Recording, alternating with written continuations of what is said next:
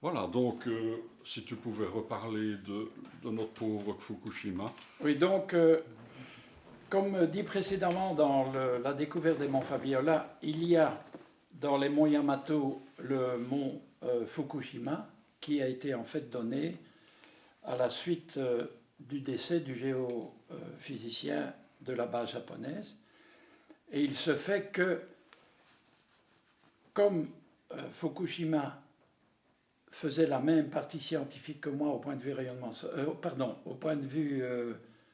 rayonnement cosmique, il était normal qu'arrivant à la base, je prenne immédiatement contact avec lui pour un peu échanger ce qu'il faisait, la façon dont il le faisait, et nous avons pu échanger des parties techniques.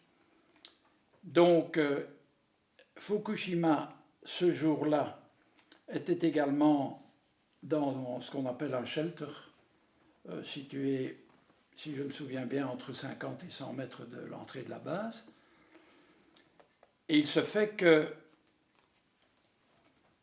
à la soirée, Fukushima n'était pas rentré. En fait, il était dans ce shelter parce que je pense qu'il préparait une partie du matériel pour le relevé topographique que les Japonais voulaient faire sur ces monts, je dirais, que nous avions découverts au moment du passage de l'avion et de la photogrammétrie. Et donc le soir, notre ami Fukushima n'est pas au rendez-vous du souper. On était évidemment inquiets, on a été voir dans le shelter, il n'y était plus.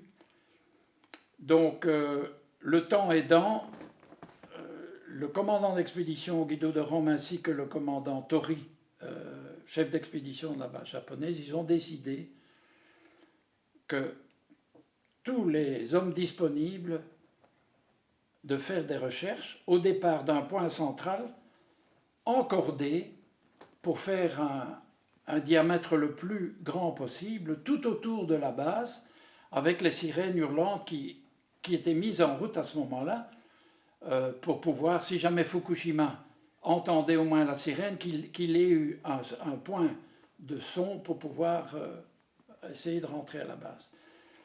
Malheureusement, après, je crois qu'on est resté au moins 3 heures, ou si pas 4 heures, à l'extérieur à faire tout le tour. Et on est rentré bredouille. Donc l'ambiance n'était vraiment pas excellente. Mais on a bien dû constater que cette nuit-là, notre brave Fukushima n'était pas rentré ailleurs. Et il n'a pas entendu les sirènes alors? Ah, mais tu sais, il faut te dire que ce blizzard était à 200 km/h. Si tu es contre le son, même avec une sirène puissante, tu ne vas pas l'entendre. Hein. Et une question aussi. J'ai vu dans des documentaires que maintenant, dans toutes les bases antarctiques, quand ils quittent la base et qu'ils vont vers un shelter, il y a une corde entre les deux. Oui. Et ils tiennent la Et ils corde tiennent la corde. et ils continuent. À ce temps-là, pas. Normalement, c'est ce qu'il aurait dû avoir. Et je